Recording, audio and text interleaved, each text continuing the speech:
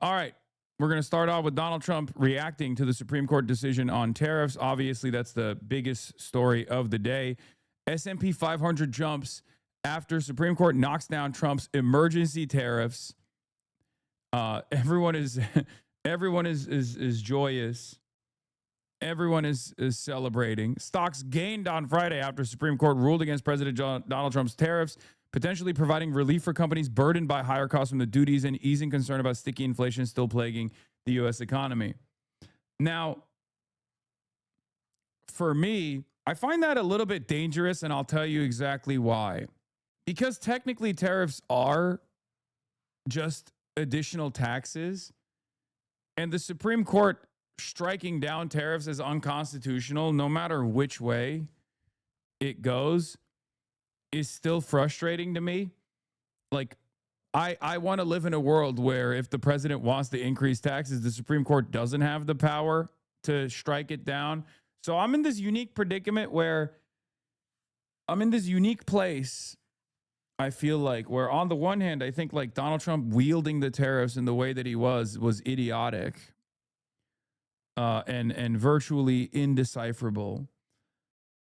But also at the same time, I don't want the Supreme Court to just like in a future, let's say in a future presidency, like I don't like that the Supreme Court can just be like, no, we are protecting capital and you're not going to be allowed to do that. Like what if there were massive taxes on the ultra wealthy or on corporations or whatever, and the Supreme Court was like a Bernie style president or like a socialist president decided to do this and implemented it and did it in a similar way to Donald Trump, using like the executive office, greatly expanding on the powers of the executive office. And then the Supreme Court comes in and is like, no, you can't do that. I don't really like that, you know? But in this case, Donald Trump's tariffs regime has been inconsistent, idiotic, and it's understandable why the Supreme Court would strike it down. And it's also understandable why the government is, or not the government, but the markets are responding positively to it. Donald Trump basically said, the tariffs decision is an outrage that weakens our economy. Also, the decision to let me charge more tariffs than I did before. But also it's terrible and the justices who ruled against me are disloyal, but also they made me stronger. Given the tariff ruling, I'm not sure the Supreme Court would agree with the president's view of his ability to determine who is invited to the House chamber. Having said that, let's take a look. The Supreme Court's ruling on tariffs is deeply disappointing, and I'm ashamed of certain members of the court, absolutely ashamed, for not having the courage to do what's right for our country. I'd like to thank and congratulate Justices Thomas, Alito, and Kavanaugh. Yeah, the real guy who's going to make out like a fucking bandit here is Trump's Commerce Secretary. Or not Trump's Commerce Secretary, sorry. A subsidiary of Cantor Fitzgerald, which was run by the sons of the U.S. Commerce Secretary Howard Lutnick, is letting clients essentially bet that the President Donald Trump's tariffs will be struck down in court. This has been an ongoing situation. Yeah, so Howard Lutnick is, heads I win, tails you lose style situation here.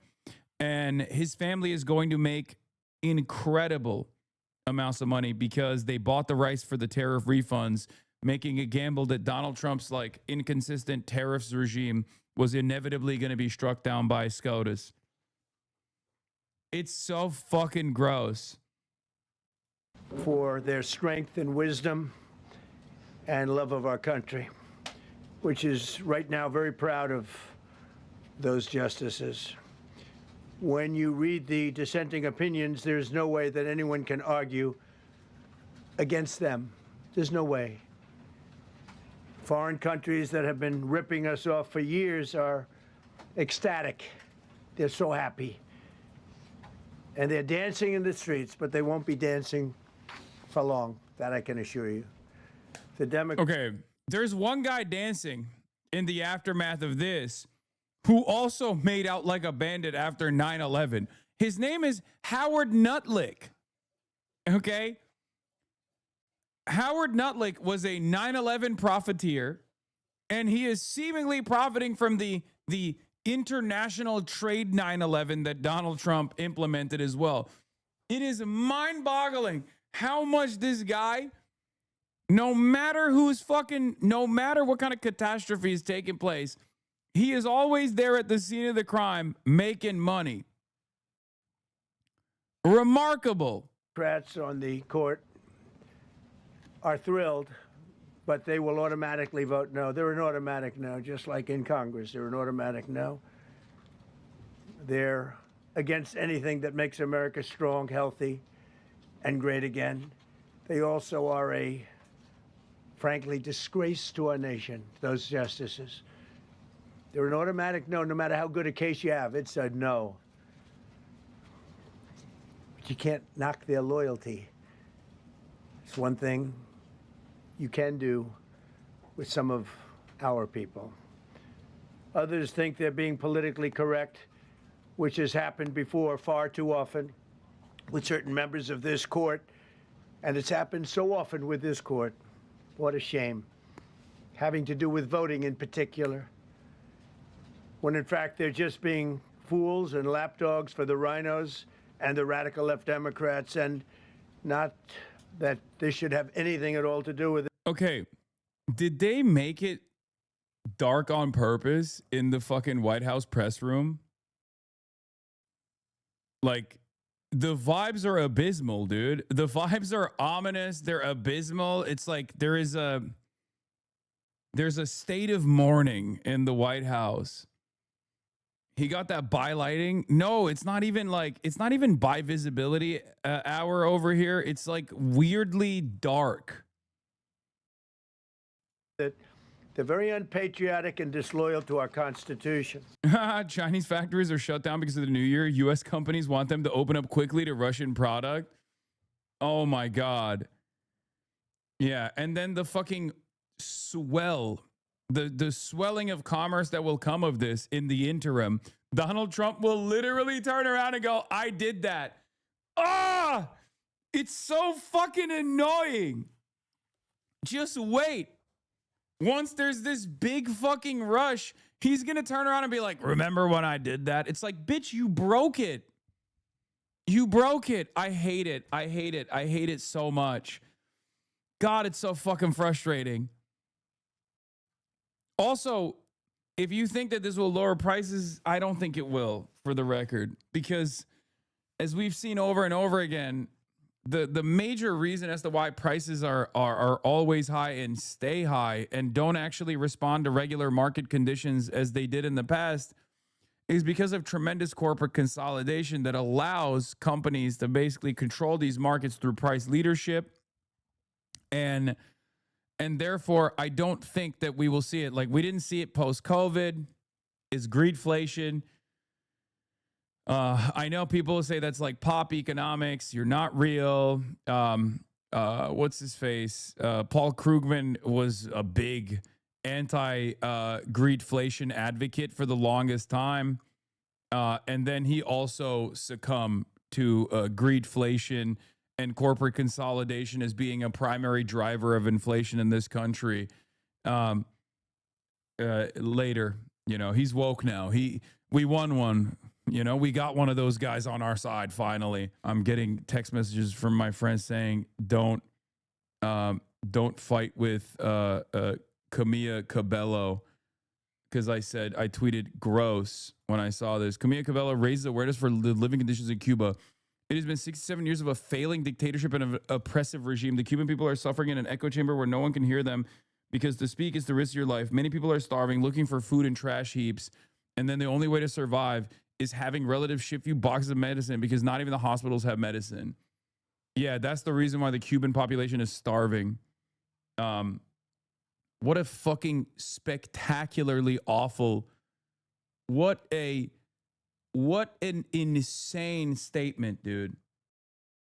What a fucking insane thing to say. I can't stand people that say stuff like this, when it's like very clearly defending America's unimaginable and unyielding cruelty. She was in Fifth Harmony and got exposed for being racist towards her co-member, a black woman, Normani. She was also found to have said the N-word and had to go on an apology tour, so this adds up for her. I mean, I don't know. I don't know anything about her. But this is like, when I read something like that, when I read a press briefing from Marco Rubio coming out of Camila Cabello's the Instagram account, I'm like, the fuck is this shit? #SOS Cuba. Anyway, I got banned for saying that Cuban Americans will not care at all as they see Cuba be rotted by the USA. They're all brain rotted to the max. I just don't get it. I don't understand. I truly do not fucking understand how you can have immediate relatives still living on the island and the country that you now reside in is like directly starving them. And you're like, yeah, it's because of the fucking communism dictatorship. Like, what the fuck, dude? What the fuck? It is so, it is nastiness. It's a nasty business, dude. I don't understand how you get that level of brainwashing. Like, you can fucking tell me all day, every day, like, oh, well, it's the communists. It's the communist stupid. You don't understand. You will never get me to agree to borrow the Camilla stands are going to come for you. I don't give a shit. They can call me fucking racist all day, every day. I'm going to fucking Cuba. So also, speaking of Cuba, I will be talking to Belly of the Beast today. A reporter from Belly of the Beast today that is directly tuning in from Havana to talk about the conditions there. The Cuban lobby made them right wing. Please, not enough people talk about it. Yeah, the Cuban lobby is fucking nutty. We will be talking about that as well. Unfortunately, that chatter is correct. My brain-broken Cuban conservative grandparents now live in North Carolina have told me nothing but lies about Castro and the revolution growing up. It's similar to the brainwashing that happens in the Jewish American community related to Israel. Cuban Americans have been brainwashed by Cuba for decades. Yes. I will say this, though. If we can put, can you explain why you hate or take? What parts you take offense to? What do you mean? All the parts.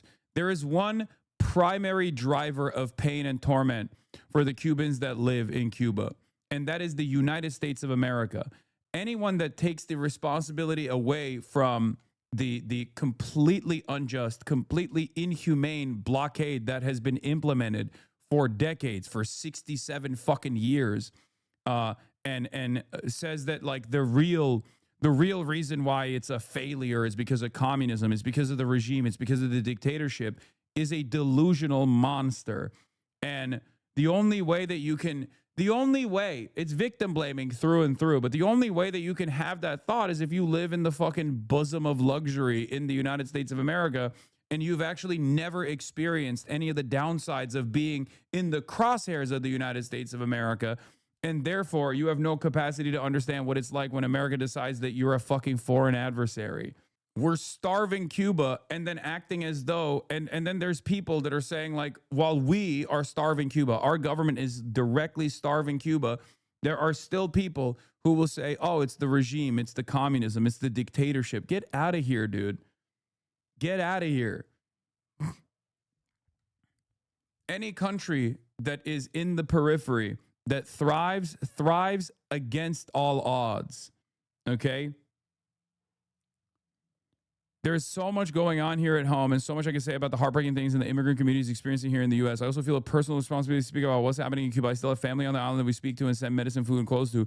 It's been 67 years of a failing dictatorship and an oppressive regime. The Cuban people are suffering in an echo chamber where no one can hear them because to speak is the risk of your life.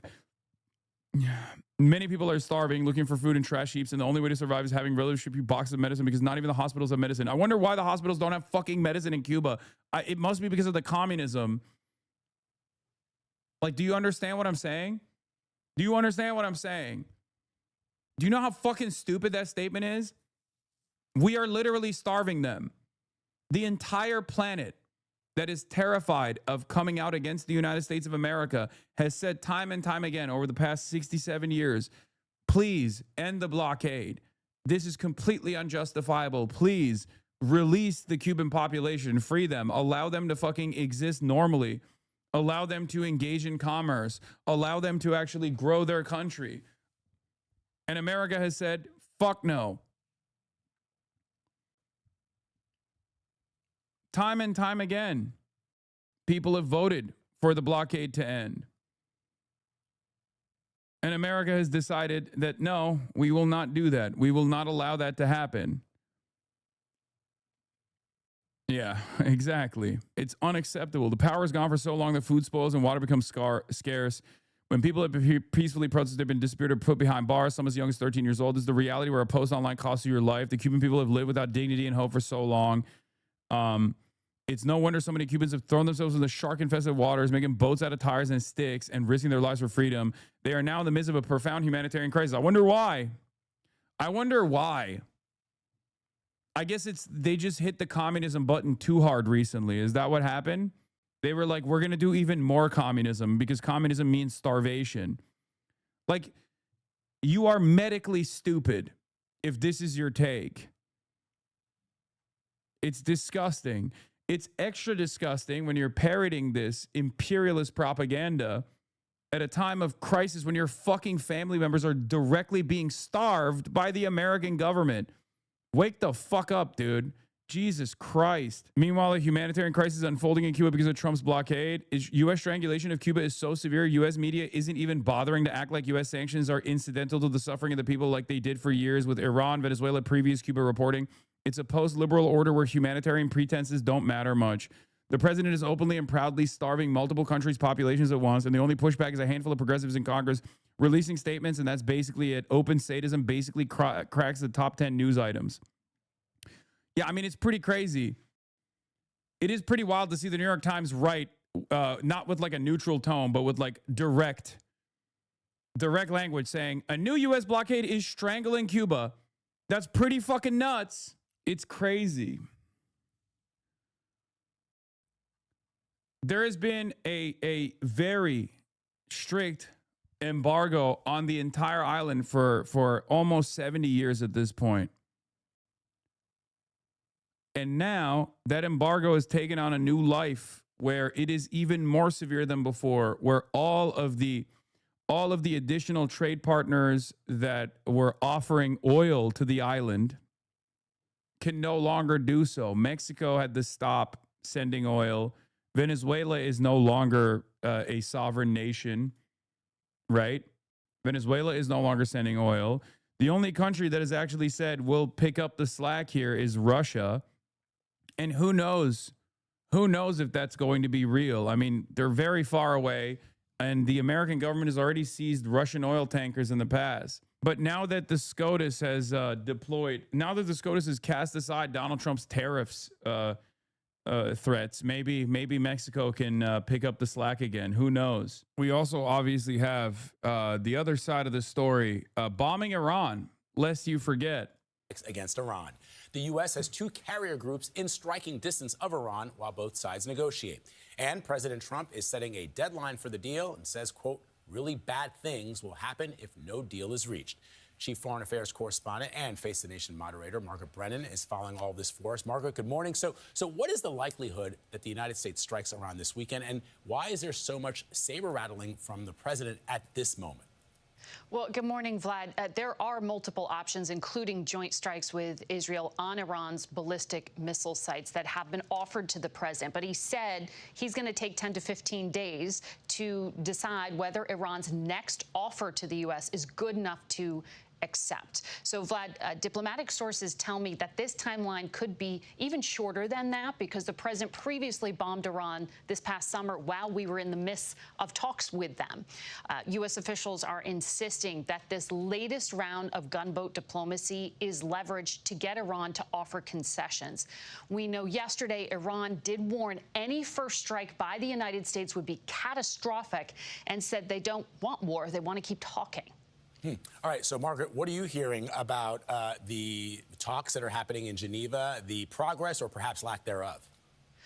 Well, Vlad, those talks were pretty brief. They were limited, just around 4 hours Tuesday in Geneva. Iran verbally presented unique proposals, according to my sources, regarding their nuclear program. They also offered potential investment deals to the United States. Keep in mind, Iran wants relief from U.S. sanctions. They've offered America access to oil and gas fields. They've offered interest in buying American equipment like aircraft. And they're putting together a written proposal that they'll soon present to the Trump team. But keep in mind, Secretary Rubio and Israel's prime minister previously said a nuclear-only deal isn't enough. A meaningful one should restrain Iran's ballistic missiles and its militias in the region. But President Trump himself has been less explicit. He set one bright red line: no nuclear. Can the Supreme Court stop this too? Brother, if you think the Supreme Court gives a single solitary fuck about the sovereignty of Iran, the livelihood of the Iranian peoples, you are out of your fucking mind. Okay? Even Congress doesn't give a single shit about it. You know who cares about this the most? Israel. So it's gonna happen. And here is Branko Marcetic of Jacobin talking about this a little bit further. If you suspect Democrats' silence on Iran isn't an accident, you are correct. A foreign policy aide to Chuck Schumer privately explained last year that many Democrats want a U.S. war with Iran, but don't want the ensuing political fallout.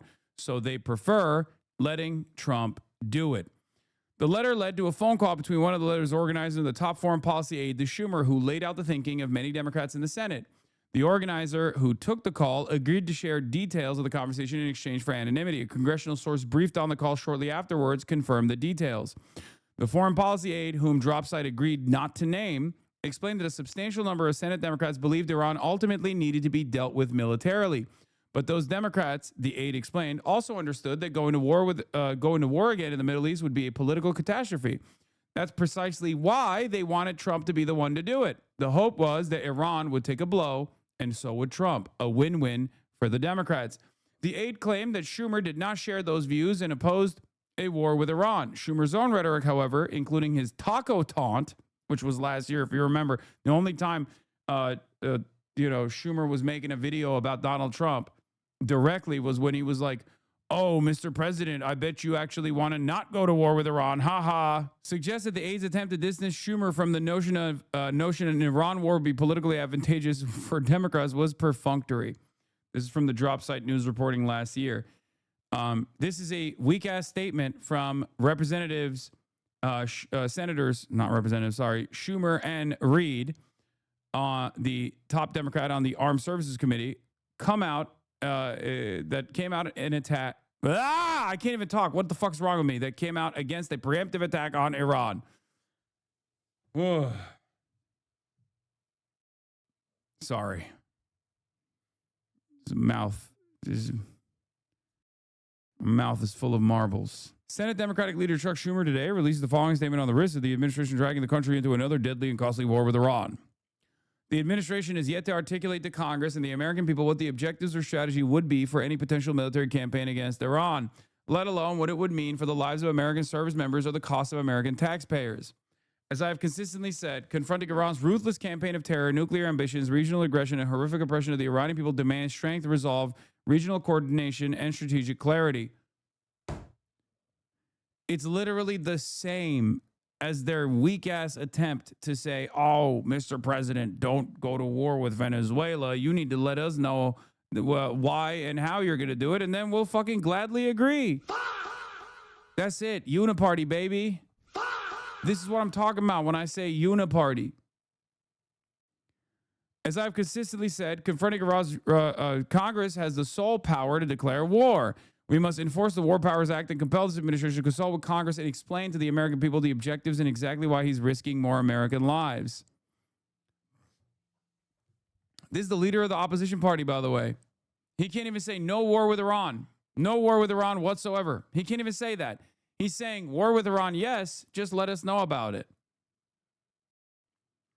In response, U.S. Senator Jack Reed of Rhode Island, the ranking member of the Senate Armed Services Committee, today urged the administration to carefully weigh the full consequences of military action before proceeding. A preemptive attack against Iran at this time would be a strategic misstep, and I'm concerned that such recklessness could spark uncontrolled conflict. Military strikes on Iran would risk igniting a wider regional war, endangering American forces across the Middle East, and destabilizing global market in ways that would harm every American. Despite demands from myself and others, I have seen no credible proposal from the administration regarding the strategic objectives of military action against Iran, the logistics of such an operation, nor what a day-after plan would look like. These are not the problem. These are not the problems. Okay? I mean, this is some of the many issues that would spark up if we were to go into war with Iran. But you also have to address that the Trump administration is moving in the direction of going to war with Iran regardless. To just hang it on as a process problem is to not actually oppose the administration at all. Because the issue here is not process. The issue here is that the administration is already committed. The American people do not want another costly war, particularly when viable economic and diplomatic tools remains available to achieve our objectives without putting American lives at risk. Further, Congress alone holds the power to authorize war, yet the administration has failed to engage with Congress during this latest military buildup, just like they didn't during Venezuela, by the way, and they will not. They will not. They will not. They will not engage with you. They will offer one closed-door meeting, and then the takeaway, just like with Venezuela in that closed-door meeting, will be, yeah, they gave us actually pretty ample reason, but we still kind of don't want it. But if it happens, we'll just say, oh, well, we don't like the way you conducted it. Okay? That's it. It is easy to start a war. Finishing one is much harder. Before any military action is considered, President Trump must come before the American people, explain why any conflict would be necessary, be honest about the risks and costs, and present a clear strategy with a defined end game. Do you understand? Vali Nasser says, I told New York Times the problem with Trump's limited strike in Iran is that Iran would calculate that its muted response to previous American military operations had only invited more threats from the United States, and that it must escalate the cost of war for the United States. Hamid Reza Azizi says, and that is already a prevailing view within Iran's security elites. The irony here, of course, as I've explained over and over again, the irony here is that the most restrained person also happens to be the one like prominent figure that they could possibly kill to get a W. His name is Ayatollah Khamenei. Because if you actually do a decapitation strike on some of the IRGC generals, they have contingency plans, and there's no assurance that the younger generation of IRGC generals that come into power in those contingency plans are going to be fucking less likely or more pliant, less likely to respond, more pliant to American demands, more fearful. If anything, the higher likelihood is that they will be more radical, more militant, and more invested in making the American incursion costly. Okay? And the most restrained figurehead, not when it comes to his domestic affairs, mind you. Okay? I'm talking specifically foreign policy from the perspective of like the American military operation here. The most restrained figure is the Ayatollah. So if you kill the Ayatollah and a bunch of generals, you might actually have at your disposal a much more radical IRGC that is interested, galvanized, emboldened in attacking the United States of America. Like there is a significant setback in the nuclear conversation. That setback is literally the Ayatollah. Weapons. And he has recently tamped down all those threats he was making to regime leaders who brutally repressed protesters in recent months. When I wondered over here after hearing about the pet controversy, I didn't expect an erudite, sensible American. Why you got to be so normal? Don't worry. I'm abnormal. Yesterday, a senior regional official told me the U.S. is being urged not to This is where you get your rare L takes, bro. The murderous Iran regime has to go. Yeah, you're right. It's a major L take for me. What I have to do is sit aside and say, the American government that's currently starving Iran with sanctions needs to continue the sanctions and continue starving the Iranian population. That leads to deaths as well. We just don't see it in the same way that we see, like, you know, direct involvement from the Ayatollah, which I never said is like tolerant to his own people. Let's be real here. The only solution here is to fucking kill tens of thousands, if not hundreds of thousands of Iranians. And also get into a military quagmire that will go on for another 2 decades. This is the only way to do it. Saddam is a tyrant. He must be deposed. This is the only thing that we can do. The only way that we can deal with Muammar Gaddafi is by killing him and then destabilizing Libya. This is how it'll happen. Hey guys, you don't understand. The Taliban is actually protecting the Taliban and Al Qaeda are hiding in Afghanistan, and there is no way that we can extract Osama bin Laden without a 20-year military occupation. Obviously, we will bring about democracy to both Iran, just as though we did to Iraq, just as though we brought about democracy to Afghanistan, just as though we brought democracy to Libya, just as though we brought democracy to Syria. This time it's going to be not different than the previous times because, as you know, I live in fucking upside down world. I'm an absolute fucking moron. You said we're worse than Iran, rare L. America, of course, is worse than any of our adversaries. This is the most powerful country on the fucking planet. What are you talking about? What the fuck are you talking about? We're going to bring democracy to Yemen. We have the funds for militants in Iran, buddy. What? Don't fucking buddy me, dumbass. I don't know what the hell you're even trying to say.